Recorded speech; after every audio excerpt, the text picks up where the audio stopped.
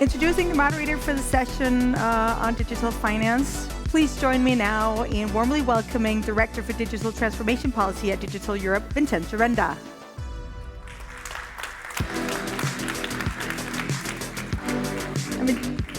Vincenzo, I am going to introduce your panelists well and then let you take over. We have with us today Advisor at the European Commission, Peter Kirstens. We have Member of European Parliament, Lydia Pereira. We have Program Manager at Digital Euro at ECB, Evelyn Wittlax. We have Managing Director of Crypto and Digital Assets, Banco Santander, John Whelan. And we have EVP and Chief Privacy Officer at MasterCard, Caroline Leveau. Welcome, ladies and gentlemen.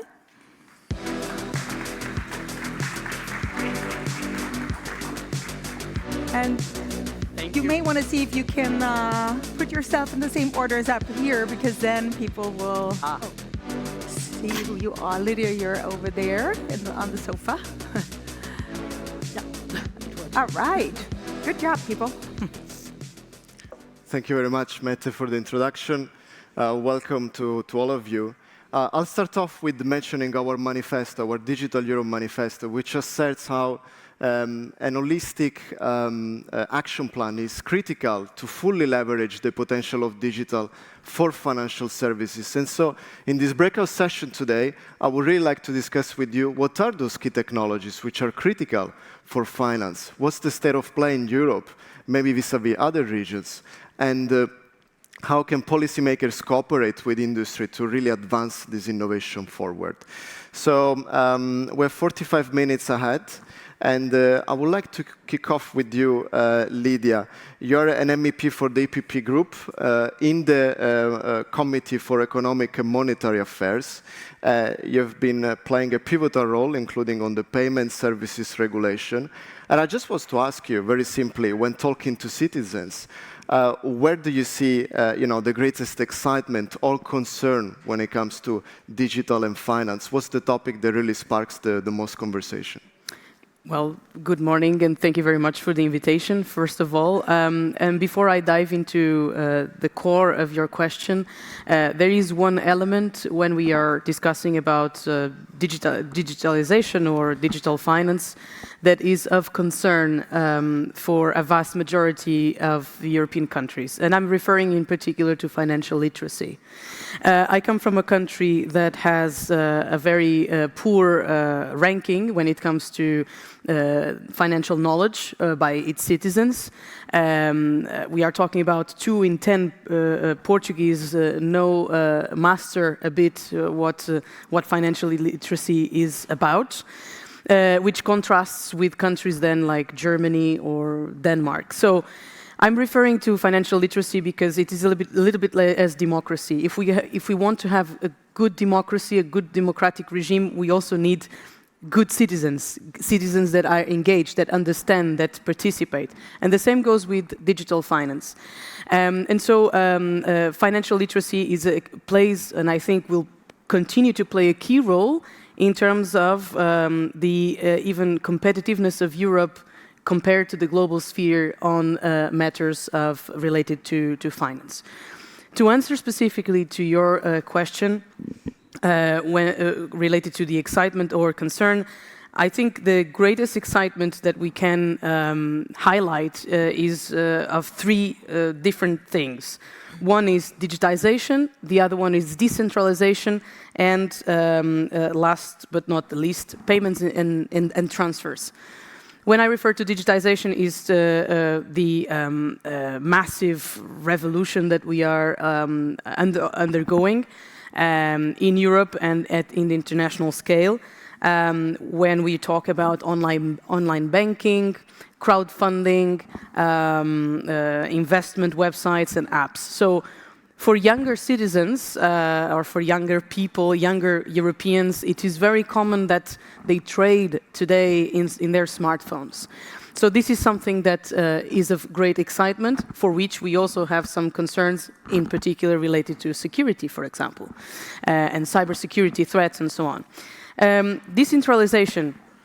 we have here in the panel very qualified experts on this matter, in particular related to cryptocurrencies, blockchain. Again, if I want to, I would like to underline the pivotal role that these new financial elements have in people's lives, in younger generations. They all probably heard already about cryptocurrencies, and they're most familiar with that. So it is also of a great excitement because the European Union has been delivering a legal framework to regulate what one could define as a Wild West, in particular in relation to cryptocurrencies, but obviously giving the space necessary for innovation. And payments and transfers, you mentioned my role in the payments package. I think it is very good to offer to people the possibility to use, and not only in instant payments, but as well in being assured that they can use the services securely, and that it is something that is provoking a huge innovation wave in the financial platforms, in bankings, in the banking sector as well. So I think these are the development of startups, of fintechs. This is also a very good excitement. Obviously, that we also have to look at the concerns, and I think here is to develop a legal framework that does not make life difficult for the innovators, but that offers assurance for the people that use the services. Great. Thanks very much. I think you've already mentioned important technologies, so that's great for this discussion. And I would like now to move to you, Evelyn. You're obviously very involved in the preparation of the digital euro, so we move to digital currencies. And I would like to ask you if you can just elaborate on a couple of things. First, where do we stand? How the ECB is preparing the possible launch of the digital euro? And then maybe a question that we see emerging consistently in these discussions is essentially, what real-world problem does the digital euro aim to solve? Yeah. Well, thank you for the question, and thank you for inviting me. Let me start that the points that were raised on financial inclusion and digital financial inclusion is also very important, and we have seen that as well, that maybe we don't have so many financially excluded, that they don't have access to the bank and a bank account, but we have quite a significant people that are financially, digitally excluded, which is also one of the aims of the digital euro, to support there and to make sure that we take everybody along when we move into a digital age. But you asked something else. So you asked where we are in the program. So we have just finalized in the end of October last year the 2-year investigation phase. And in the investigation phase, the ECB has worked on the design of a digital euro. So at the beginning of the investigation phase, there was an outline of what a digital currency could look like, but we really took it head on and said, okay, but what would it really be? So we talked about the distribution model, we talked about the form factors, we talked about the compensation model, we talked about financial inclusion, we talked about actually all the elements that you need to think about a currency. We didn't do that on our own, so we worked in close alignment with the Commission, who in parallel was working on the draft legislation, which was published last June. But we also worked very closely with all the market stakeholders. So via the European Retail Payments Board, we interacted closely with the consumer organization, with the merchant organizations, and also with the banks and the non-banks financial institutions. So we took them along, we did an analysis on a certain topic, asked them for their feedback, which fed into a final proposal. So at the end of the investigation phase, we went back to the Governing Council, reported on what we thought would be the design of the digital euro, which is very aligned actually with the draft legislation. So we're very happy with the draft legislation as it came out. But we also asked to be able to move to the next phase. And the next phase would be a preparation phase. So currently, the legislative process is ongoing. And we are supportive of that. We think that a digital euro, it's our currency, so it's something that should be part of the democratic debate. And we follow it, of course, closely, and we support where necessary with technical analysis. So that's one part of it, but the other part of the preparation phase, which is again 2 years, is that we will further prepare. Would at some point the legislation be adopted, and would the Governing Council decide to issue? And a couple of main things we are working on. First, on a rulebook. And a rulebook is, well, we have maybe more payment people around, but a rulebook sets standards and defines specifications. So to make sure that a digital euro would work like cash. So currently, if you come from Portugal and you get a banknote from a Portuguese bank, you can travel everywhere in the euro area, and every merchant would accept this digital euro. This banknote. And we want to achieve the same for the digital euro. And that means, since it's digital, that you need to standardize something. So you need to say, okay, we all use the same QR code or the same technology, so that the card, when it comes to a terminal, it's accepted. So this is very important, and this is the rulebook work. We don't do that, again, we don't do that alone, so we do that with the market stakeholders. They provide us with experts on designing this rulebook. This is one. The other, and why is this important? Because that means that at a certain point in time, when it would be decided to go ahead with the digital euro, everybody would know what it would need to build. I had to implement PSD2, which was quite a struggle, because what actually did we need to build? Hopefully with the digital euro, it would be much clearer. So that's one. The other part would be sourcing. And you talked about technology. So we have really focused in the investigation phase on how should it functionally work, a digital euro. And in this phase, we are going to source the element that the euro system would need to provide. And this will also inform us on which technology to use. So we have not taken a choice on technology already. That will happen probably during the course of this project. And then, last but not least, we will do further experimentation, both on technology. As you might know, in the design, there's also an offline digital euro. This is very new to the world, so we really need to do more technical exercise there. But also very important to further work on the user experience in the broader sense. So how can we design the product that it's easy to use, that it adds value in the day-to-day life for the people. And we will also in this phase, for example, further interact with the banking sector on the holding limits, which are in the design, what would be the modeling and the financial modeling we would do, and the elements we take into consideration when setting these things. So these are the rough outlines of the work we're going to do. Do you also want me to answer on the real life problem? Please, very briefly though, because yeah, I keep it short. But I think it's a question often asked. So let me start there with a personal anecdote. I had the flu last week, and I felt really horrible. But I live on my own in Frankfurt, so but fortunately I had a supermarket across, so I wore my jogging trousers and I went across the street to buy orange juice and this kind of stuff. And then I came to the till, and then it said, only EC-Karte accepted, which is the German card. I don't have an EC-Karte because I have a Dutch bank account. So I needed to go out of the shop, find an ATM, get cash, come back, and then pay. So this is one of the real life problems. We don't have one payment solution all across Europe that you can use, which you can use for peer-to-peer payments, which you can use for e-commerce, and which you can use for POS.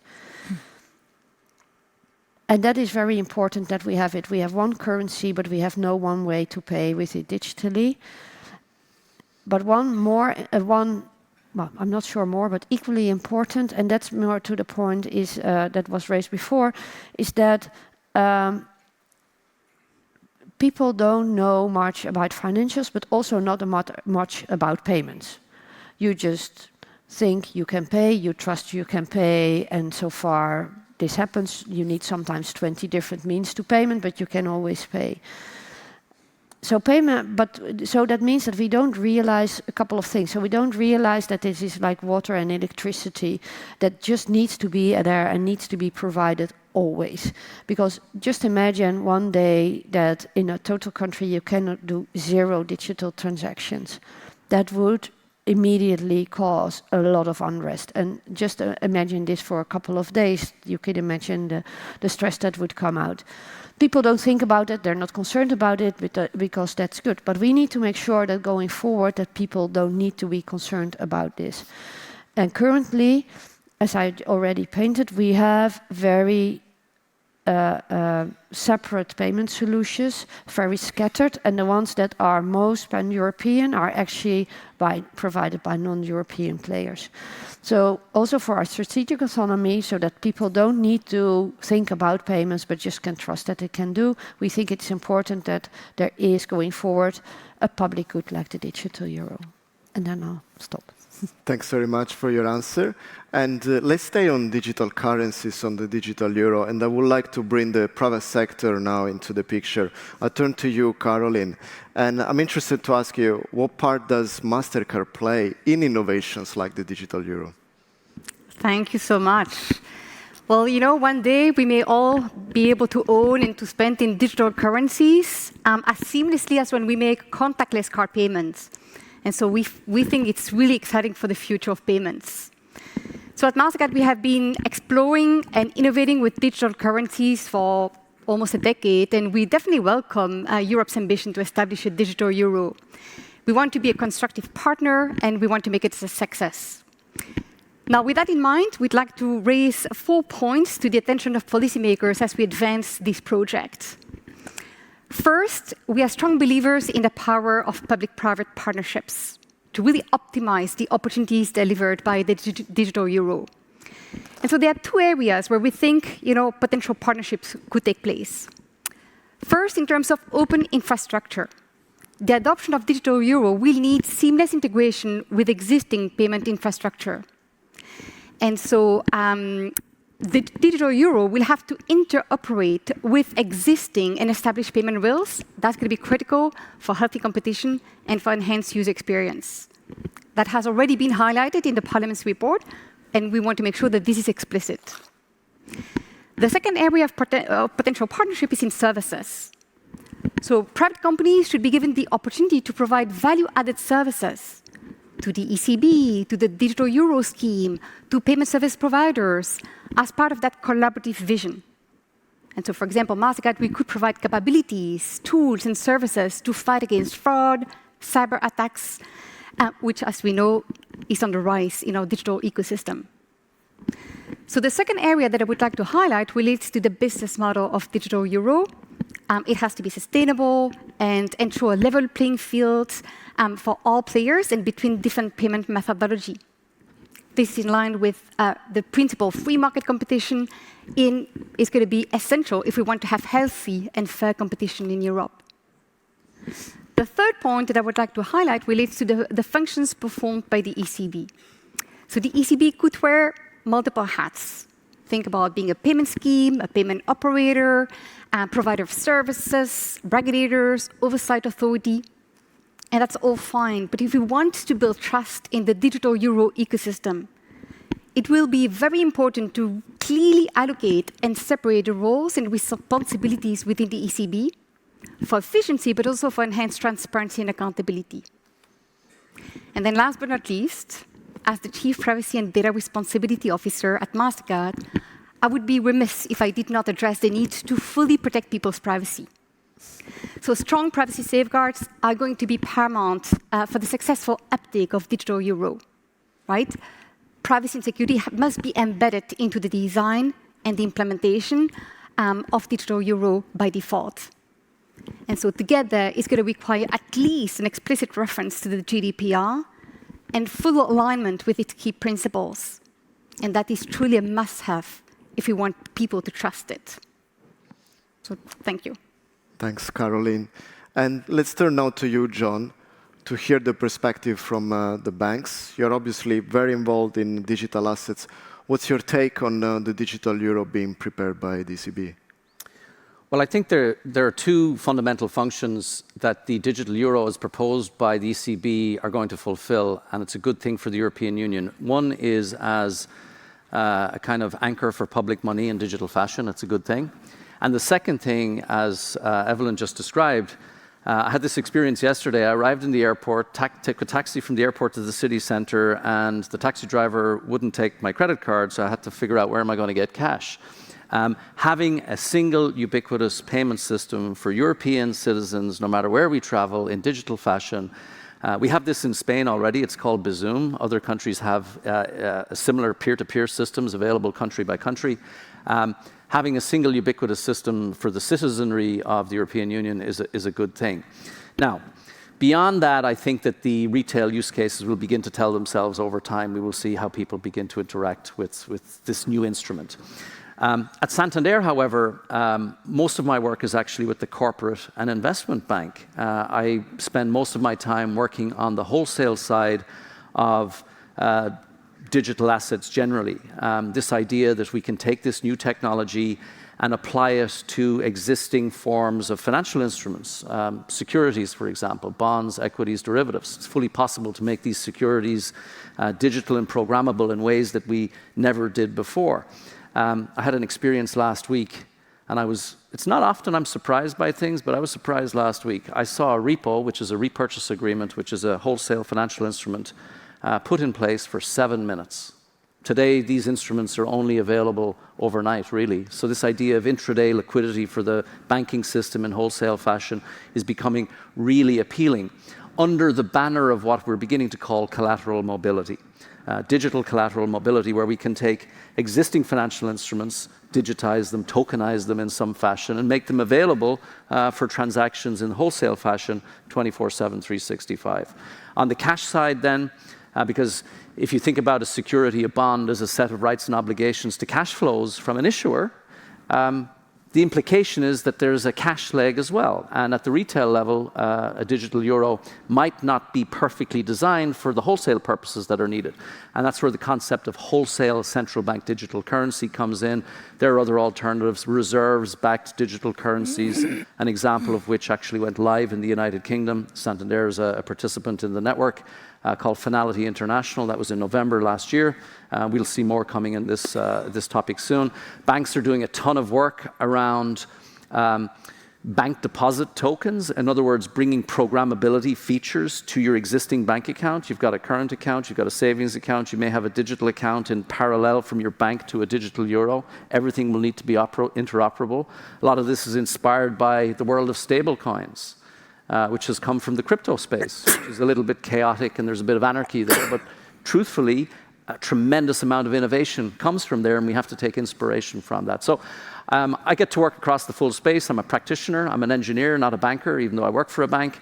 And I probably have one of the most exciting jobs in finance at the moment, given all of the developments that are going on. It's mine. Okay, so we're all enthusiasts and excited about what we do in this new space. Thanks, Vincenzo. Thanks very much for your points. And I now turn to you, Peter. Obviously, you've heard about various technologies here. We discussed payments, digital assets, and you work at the Commission. So I'm going to ask you, what has been really I would say, the primary catalyst for action in digital finance for the Commission? And if you look at the past 5 years, the agenda was quite packed. I would like to ask you, what are the lessons that can guide your next steps? Well, I would say that the primary catalyst is, and this was a bit a novelty in financial service regulation, was the pursuit of opportunity. Financial regulators tend to focus an awful lot on risk. They're not a joyful bunch. They're a bit of, and I'm one, so we're a bit of downers. We see risk everywhere. And then we saw not a specific technology, but this confluence of technologies coming together with cloud and decentralization and blockchain and digital IDs and mobile phones. So all of these things together create an ecosystem of tremendous opportunity to create and to provide a new dynamic in the European financial markets. And that is what our digital finance strategy tried to seize upon, to see what can we do or what should we do to unlock this opportunity to make sure that European financial institutions, European fintechs, European tech companies can actually seize the opportunity and unlock financial services provision in the digital age. And so we've done regulation on operational resilience or cyber, so DORA. We've done MiCA, the markets in crypto assets regulation. We've done a pilot program on the use of distributed ledger technology in securities markets infrastructure. Our proposal on payments are out. Proposal on open finance is out. Digital euro is out. So we basically put everything on the table now. And people say, well, what's next? I would say hopefully nothing, because we've had lots of things to do. But if there are people in the room or elsewhere, and I say this everywhere where I speak, that say, well, there is this opportunity, or there is that opportunity, or there is that particular risk that really needs to be addressed or unlocked or whatever, they should, and if the EU could do something about it, do come forward and do come and speak to us about what it is that you would want to do that would be a great opportunity in the interest of competitiveness or in the interest of people, but that you can't do because the regulation is not adapted to it, it's been out of date, whatever. These are the kind of things. So we do not have a list of issues we should do. We think that the framework is pretty much complete, but we're in Brussels. What do we know? We really need to hear from people who are out there in the market, innovating, developing products, dealing with consumers and companies and investors throughout the European Union, and they have to tell us what they need from us. Thank you very much. And I would like to ask you, Lydia, a similar question to Peter. And maybe insisting on this point, do you think that the pendulum has swung too much on the side of caution and maybe away from competitiveness? And how do you see moving forward the opportunities for Europe to support all the digital technologies that we've been discussing so far? I think we heard two different ideas from our colleague from the ECB. It is true that a large majority of the financial innovators or the platforms that are available, they come from other geographies than Europe. And then there's the vision of Peter on hoping that there's not much else coming in the near future. So I think, with all the respect, I think it is wishful thinking that new things are not going to come. And we heard the Sean on that. If we look at the response or how the European Union has been dealing with these matters, it's been a little of a passive actor at occasions, but has provided, and I mentioned MiCA and Peter also mentioned other examples, providing the legal framework in dealing with these new elements in the financial ecosystem. So I think one of the difficulties that we all acknowledge is how to balance the capacity for innovation and providing security or assurance for the users of these elements in the financial ecosystem. I think one of the good examples, like if we look back at 15 years ago, we were affected by a huge global financial crisis.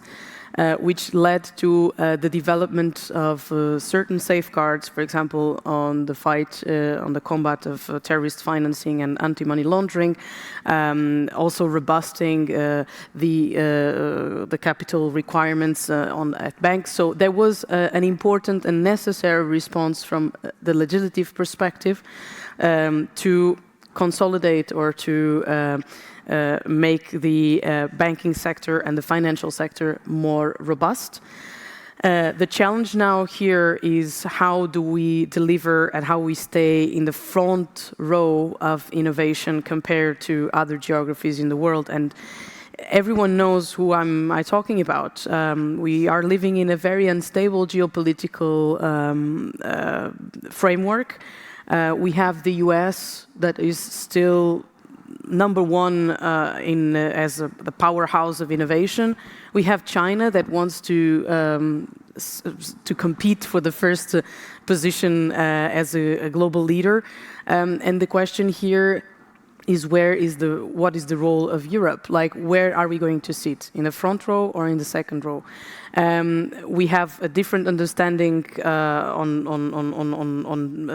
assuring our European citizens on the use of these platforms and elements. But the question mark here is where do we want to sit? I would say that we have to create the framework that enables innovation. And in this regard, there is one element, obviously it's not the core of our discussion here today, but we have to overcome certain obstacles that we still have. I'm referring in particular to the Capital Markets Union that is far behind what one would expect at this stage for exactly enabling fundraising and capital for startups and innovators.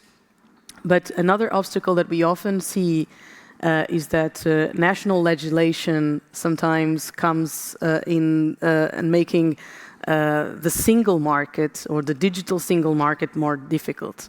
So we need, I think this is a responsibility that comes not only from European representatives, as myself, but mostly from prime ministers and governments to see it from the broader perspective on the role of the EU in the world.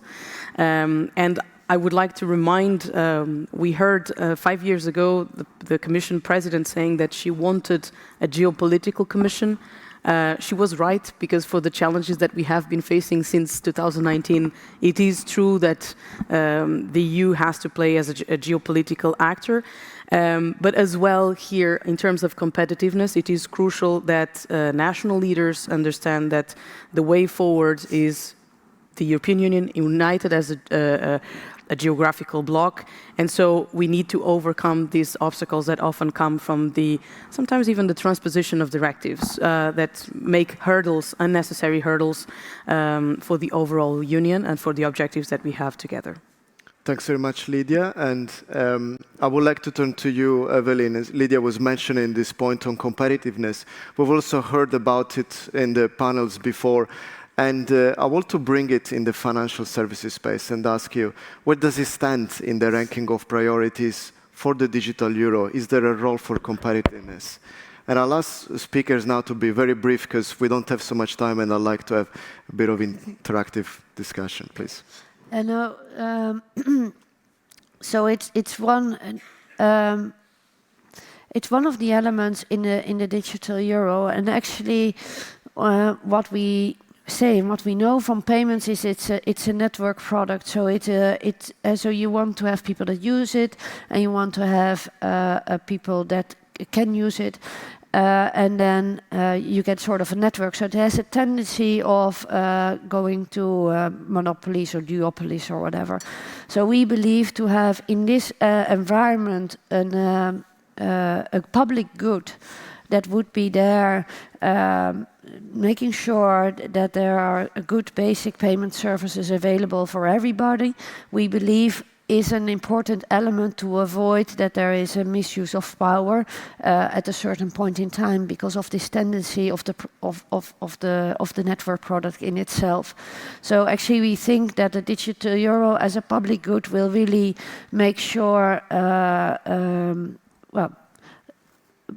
put some counterweight to make sure that the whole system stays economically efficient as well.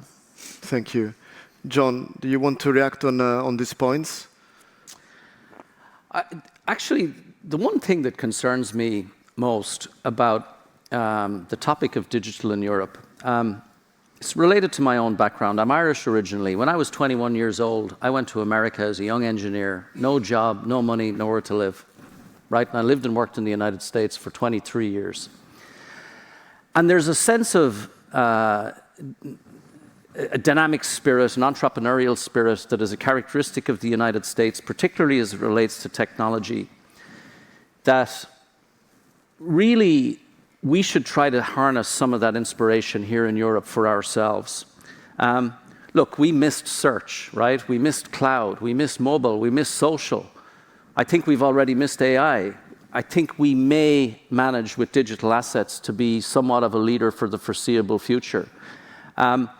I worry that the urge to regulate, which makes sense to protect, often creates guardrails that create insurmountable barriers to overcome for the startups of the world. GDPR is a great example. By the way, the whole world experiences GDPR multiple times per day with those cookie pop-ups that have broken the user experience in every single app and website in the world.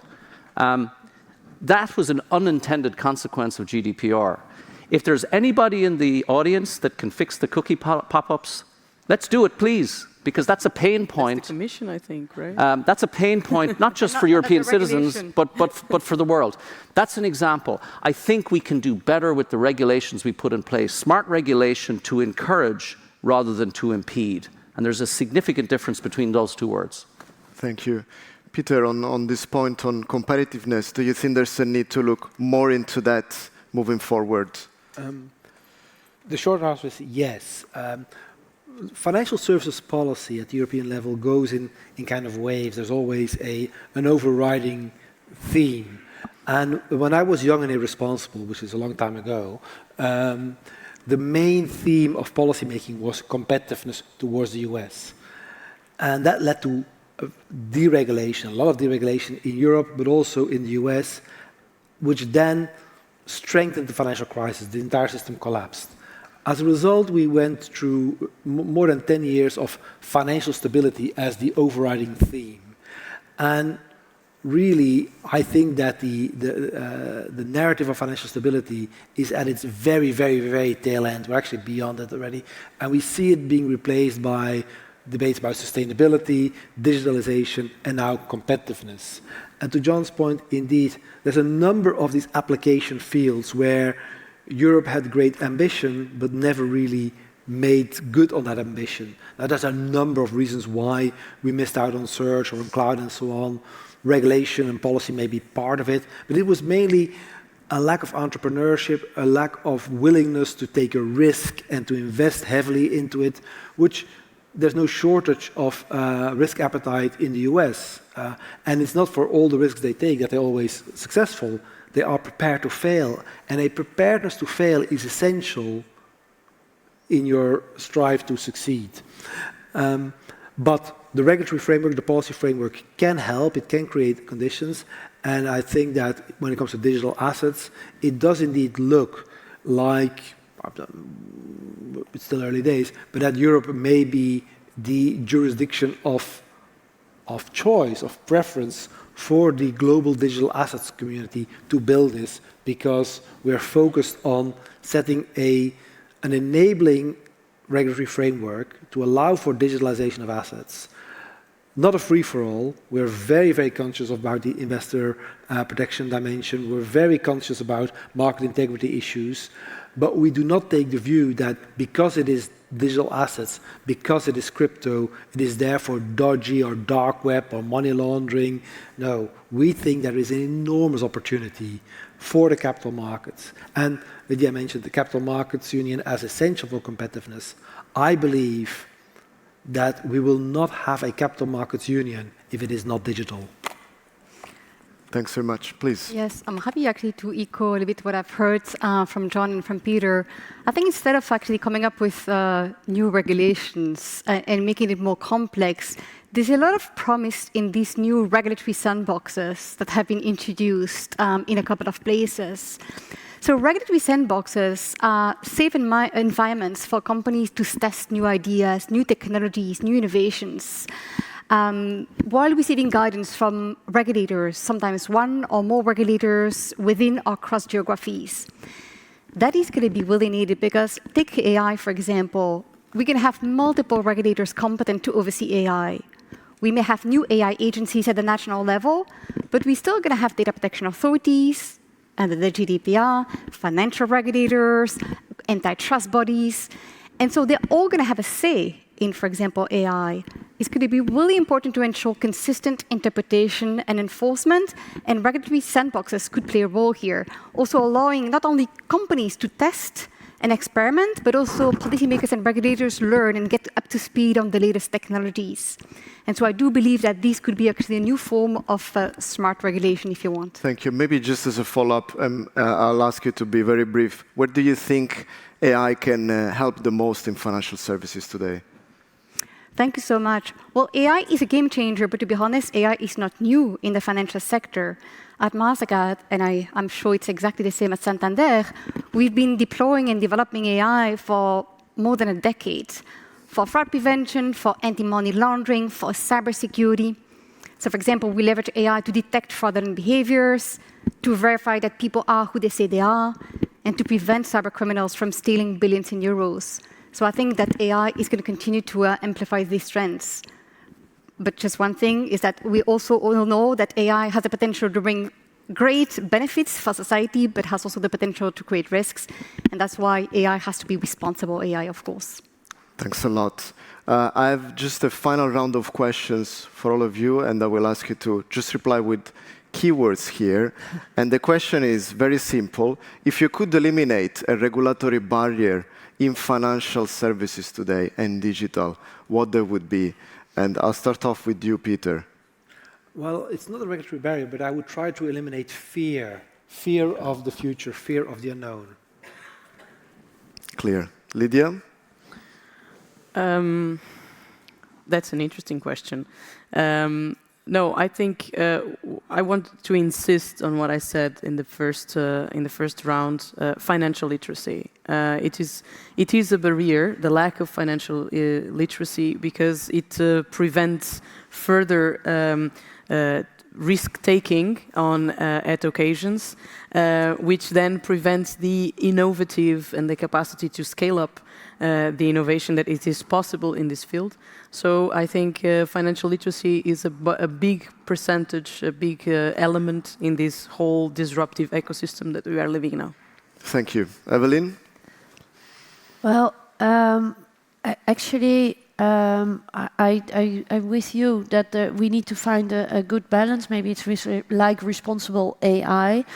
But I think it's really good that we have institutions that make regulation that also protect the interests of the normal citizens, because you can't protect yourself on an individual basis. So I think we need to have that in a well-balanced way, but I think it's important going forward with all the developments in the digital space that the institutions take care of us, I would say.